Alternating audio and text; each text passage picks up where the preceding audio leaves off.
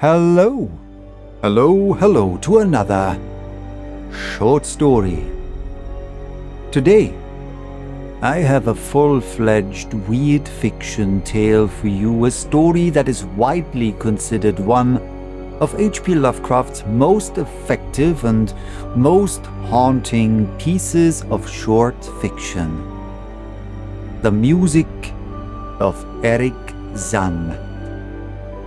It was first published in 1922, and this story exists in a unique space in the Lovecraftian mythos. It's rather a claustrophobic urban nightmare than a tale of cosmic dread. Still, it is very Lovecraftian, and Lovecraft himself cited this story as one of his personal favorites. I can't resist pointing out the particular irony in experiencing this story as an audio version, because you're about to hear a description of music that Lovecraft claimed was impossible to describe. Harmonies that exist outside our physical dimensions. So, of course, as usual, there is no music during the narration itself. But isn't the silence where the real dread often dwells? Maybe you want to find a quiet place, dim the lights, and try not to wonder too much about the neighbors upstairs.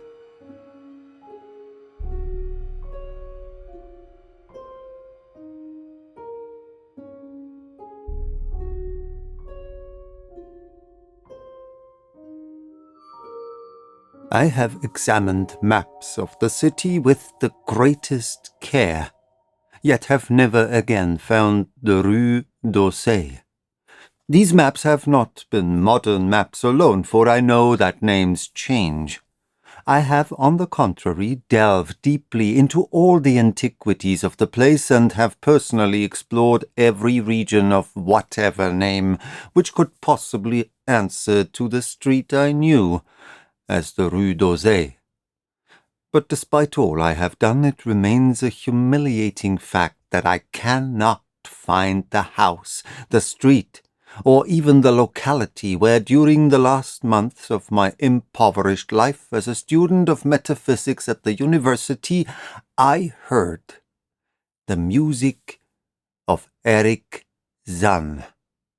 That my memory is broken I do not wonder, for my health, physical and mental, was gravely disturbed throughout the period of my residence in the Rue d'Orsay, and I recall that I took none of my few acquaintances there. But that I cannot find the place again is both singular and perplexing, for it was within a half-hour's walk of the university, and was distinguished by peculiarities which could hardly be forgotten by anyone who had been there. I have never met a person who has seen the Rue d'Orsay. The Rue d'Orsay lay across a dark river bordered by precipitous brick-blear-windowed warehouses and spanned by a ponderous bridge of dark stone. It was always shadowy along that river, as if the smoke of neighbouring factories shut out the sun perpetually.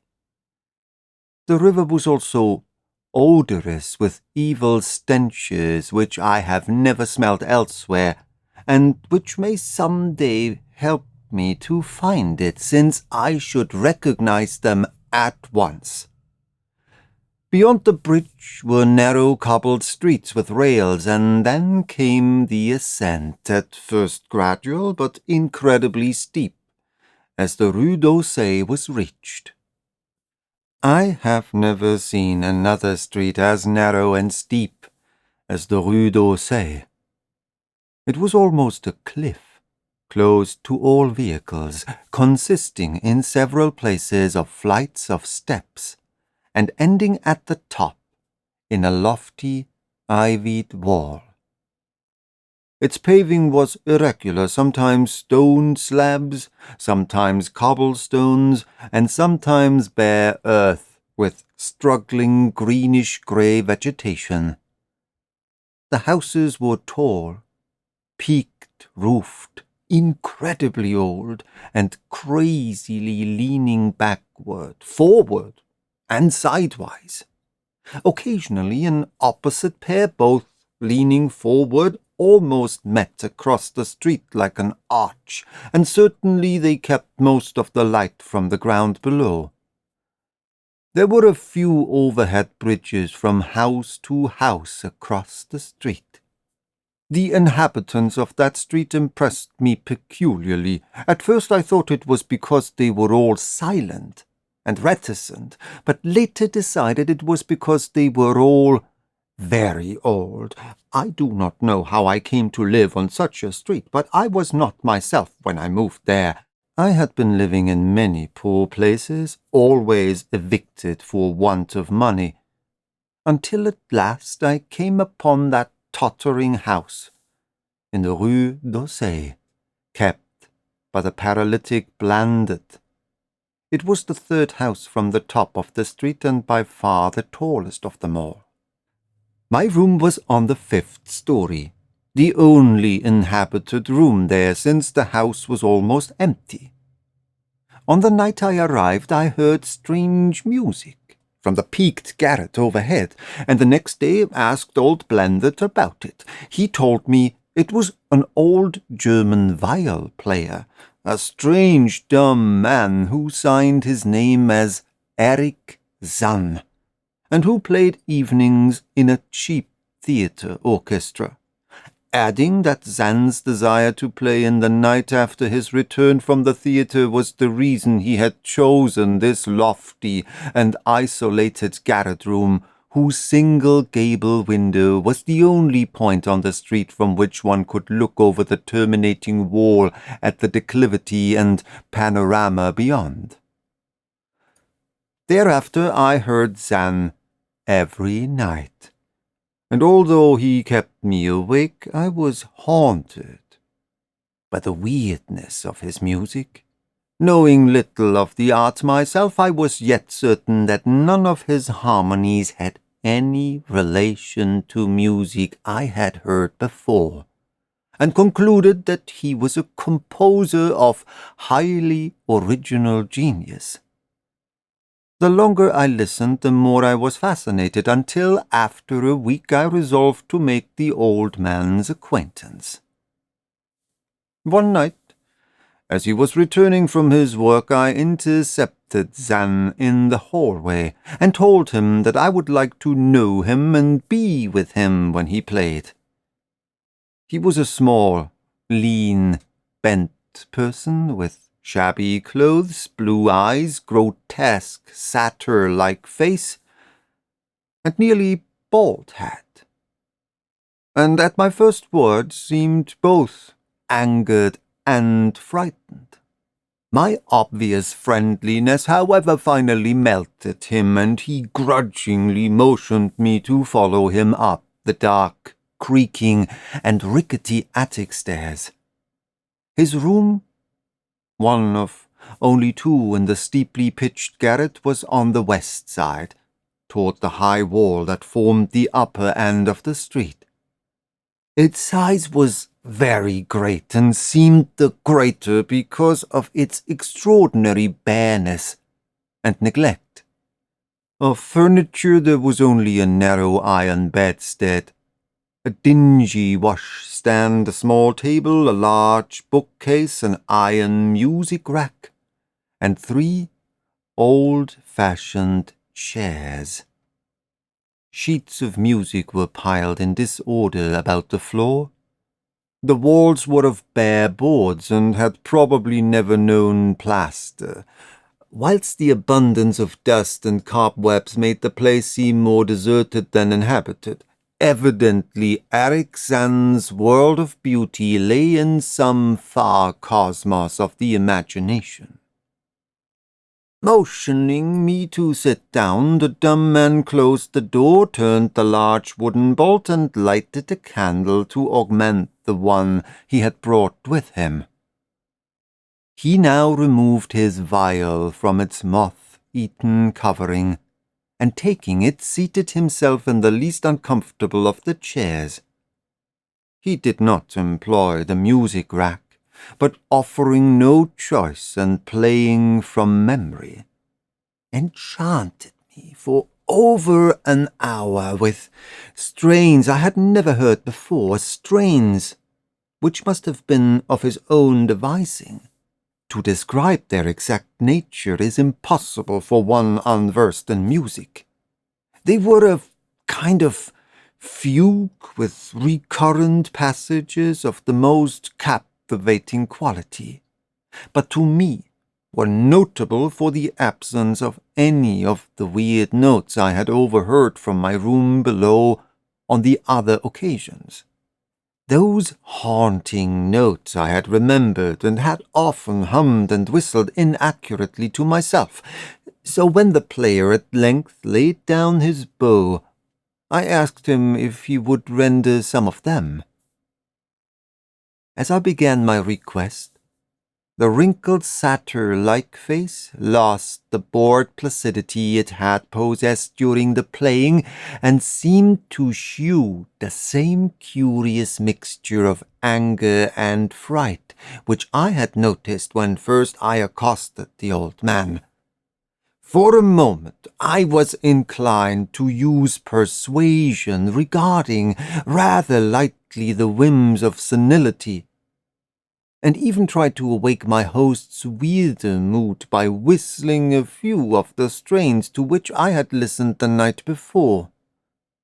But I did not pursue this course for more than a moment, for when the dumb musician recognized the whistled air, his face grew suddenly distorted with an expression wholly beyond analysis, and his long, cold, bony right hand reached out to stop my mouth and silence the crude imitation. As he did this, he further demonstrated his eccentricity by casting a startled glance toward the lone curtained window, as if fearful of some intruder, a glance doubly absurd, since the garret stood high and inaccessible above all the adjacent roofs, this window being the only point on the steep street, as the concierge had told me, from which one could see over the wall at the summit. The old man's glance brought Blandet's remark to my mind, and with a certain capriciousness I felt a wish to look out over the wide and dizzying panorama of moonlit roofs and city lights beyond the hilltop, which, of all the dwellers in the Rue d'Auseil, only this crabbed musician could see. I moved toward the window and would have drawn aside the nondescript curtains, when, with a frightened rage even greater than before, the dumb lodger was upon me again, this time motioning with his head toward the door, as he nervously strove to drag me thither with both hands. Now, thoroughly disgusted with my host, I ordered him to release me and told him I would go at once. His clutch relaxed, and as he saw my disgust and offence, his own anger seemed to subside. He tightened his relaxing grip, but this time in a friendly manner, forcing me into a chair, then, with an appearance of wistfulness, crossing to the littered table, where he wrote many words with a pencil in the laboured French of a foreigner. The note which he finally handed me was an appeal for tolerance and forgiveness. Zann said that he was old, lonely, and afflicted with strange fears and nervous disorders connected with his music and with other things. He had enjoyed my listening to his music and wished I would come again, and not mind his eccentricities. He could not play to another his weird harmonies, and could not bear hearing them from another, nor could he bear having anything in his room touched by another. He had not known until our hallway conversation that I could overhear his playing in my room, and now asked me if I would arrange with Blandet to take a lower room where I could not hear him in the night. He would, he wrote, defray the difference in rent. As I sat deciphering the execrable French, I felt more lenient toward the old man. He was a victim of physical and nervous suffering, as was I, and my metaphysical studies had taught me kindness. In the silence, there came a slight sound from the window.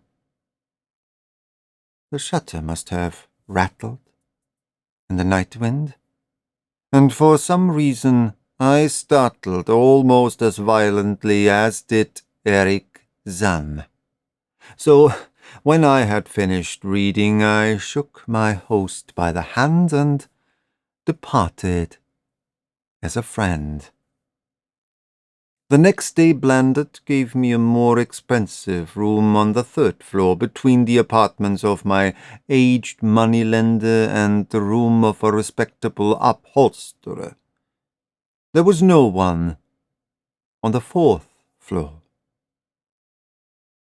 It was not long before I found that Zann's eagerness for my company was not as great as it had seemed while he was persuading me to move down from the 5th story. He did not ask me to call on him, and when I did call he appeared uneasy and played listlessly.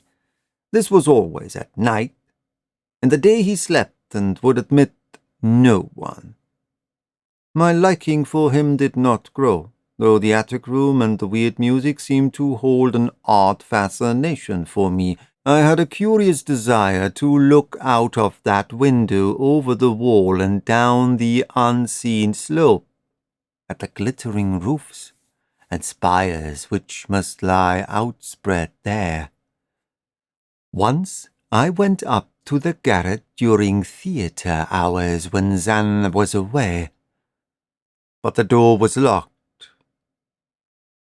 What I did succeed in doing was to overhear the nocturnal playing of the dumb old man.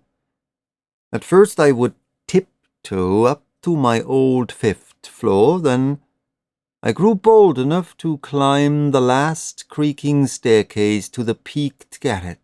There, in the narrow hall outside the bolted door with the covered keyhole, I often heard sounds which filled me with an indefinable dread. The dread of vague wonder and brooding mystery. It was not that the sounds were hideous, for they were not, but that they held vibrations suggesting nothing on this globe of earth, and that at certain intervals they assumed a symphonic quality which I could hardly conceive as produced by one player. Certainly Erich Zann was a genius of wild power. As the weekend passed, the playing grew wilder, whilst the old musician acquired an increasing haggardness and furtiveness pitiful to behold. He now refused to admit me at any time, and shunned me whenever we met on the stairs. Then, one night, as I listened at the door, I heard the shrieking viol swell into a chaotic babel of sound, a pandemonium which would have led me to doubt my own shaking sanity had there not come from behind that barred portal a piteous proof that the horror was real. The awful, inarticulate cry which only a mute can utter, and which rises only in moments of the most terrible fear or anguish. I knocked repeatedly at the door, but received no response. Afterward I waited in the black hallway, shivering with cold and fear, till I heard the poor musician's feeble effort to rise from the floor by the aid of a chair, believing him just conscious after a fainting fit. I renewed my rapping, at the same time calling out my name reassuringly. I heard Zann stumble to the window and close both shutter and sash, then stumble to the floor, which he falteringly unfastened to admit me.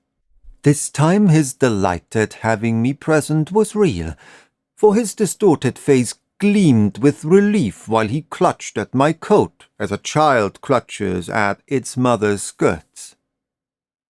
Shaking pathetically, the old man forced me into a chair whilst he sank into another, beside which his viol and bow lay carelessly on the floor.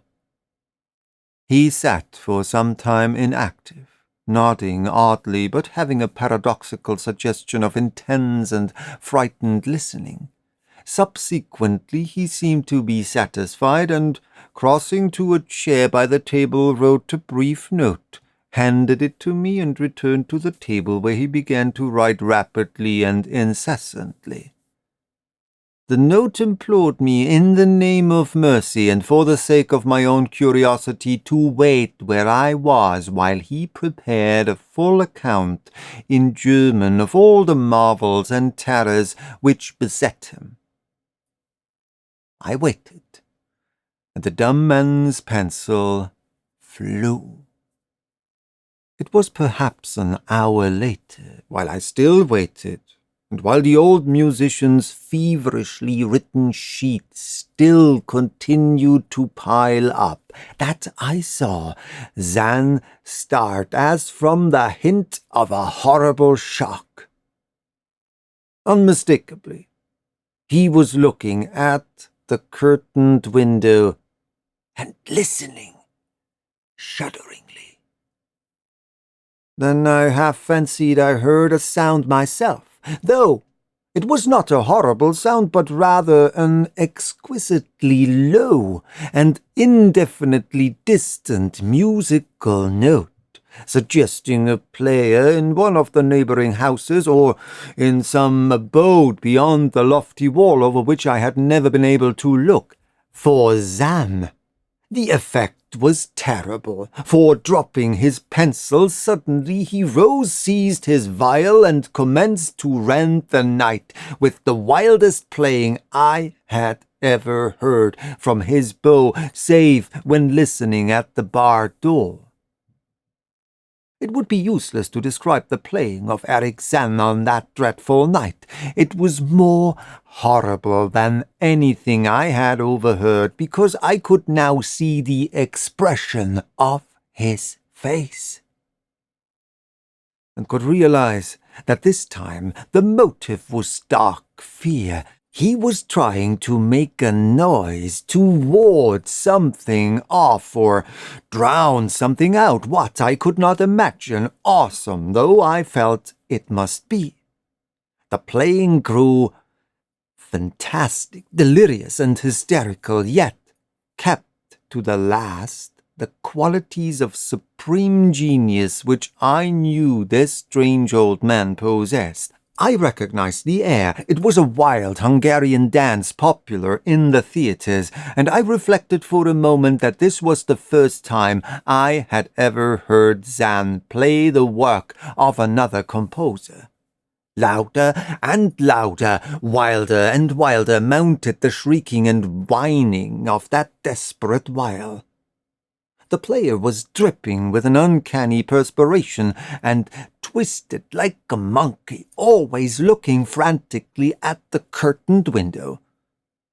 In his frenzied strains I could almost see shadowy satyrs and bacchanals dancing and whirling insanely through seething abysses of clouds and smoke and lightning, and then I thought I heard a shriller, steadier note that was not from the viol.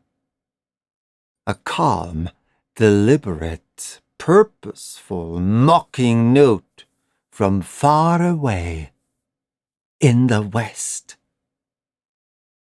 At this juncture the shutter began to rattle in a howling night wind which had sprung up outside as if in answer to the mad playing within. Zann's screaming viol now it itself, emitting sounds I had never thought a vial could emit. The shutter rattled more loudly, unfastened, and commenced slamming against the window. Then the glass broke shiveringly under the persistent impacts, and a chill wind rushed in, marking the candle sputter and rustling the sheets of paper on the table where Zann had begun to write out his horrible secret. I looked at Zann and saw that he was past conscious observation. His blue eyes were bulging, glassy, and sightless, and the frantic playing had become a blind, mechanical, unrecognizable orgy that no pen could even suggest. A sudden gust, stronger than the others, caught up the manuscript and bore it toward the window. I followed the flying sheets in desperation, but they were gone before I reached the demolished panes. Then I remembered my old wish to gaze from this window, the only window in the Rue d'Orsay, from which one might see the slope beyond the wall and the city outspread beneath. It was very dark, but the city's lights always burned, and I expected to see them there amidst the rain and wind. Yet, when I looked from that highest of all gable windows, looked while the candles sputtered and the insane vial howled with the night wind, I saw no city spread below, and no friendly lights gleaming from remembered streets, but only the blackness of space, illimitable, unimagined space, alive, with motion and music, and having no semblance to anything on earth. And as I stood there, looking in terror, the wind blew out both the candles in that ancient, peaked garret, leaving me in savage and impenetrable darkness with chaos and pandemonium before me, and the demon madness of that night baying vial behind me. I staggered back in the dark, without the means of striking a light, crashing against the table, overturning a chair, and finally groping my way to the place where the blackness screamed with shocking music. To save myself and Erich Zann, I could at least try whatever the powers opposed to me. Once I thought some chill thing brushed me, and I screamed. But my scream could not be heard above that hideous vial. Suddenly, out of the blackness, the madly sawing bow struck me, and I knew I was close to the player. I felt the head touch the back of Zann's chair, and then found and shook his shoulder in an effort to bring him to his senses. He did not respond, and still the vial shrieked on without slackening. I moved my hand to his head, whose mechanical nodding I was able to stop, and shouted in his ear that we must both flee from the unknown thing of the night. But he neither answered me nor abated the frenzy of his unutterable music, while all through the garret strange currents of wind seemed to dance in the darkness.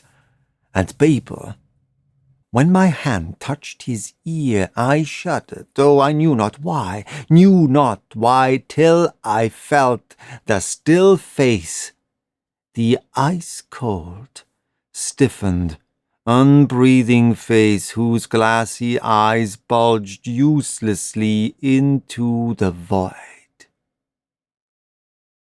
And then, by some miracle, finding the door and the large wooden bolt, I plunged wildly away from that glassy-eyed thing in the dark and from the ghoulish howling of that accursed vial whose fury increased even as I plunged. Leaping, floating, flying down those endless stairs through the dark house, racing mindlessly out into the narrow, steep, and ancient street of steps and tottering houses, clattering down steps and over cobbles to the lower streets and the putrid canyon-walled river, panting across the great dark bridge to the broader, healthier streets and boulevards we know. All these are terrible impressions that linger with me, and I recall that there was no wind, and that the moon was out, and that all the lights of the city twinkled. Despite my most careful searches and investigations, I have never since been able to find the Rue d'Orsay. But I am not wholly sorry, either for this or for the loss in undreamable abysses of the closely written sheets, which alone could have explained the music of Erich Zann.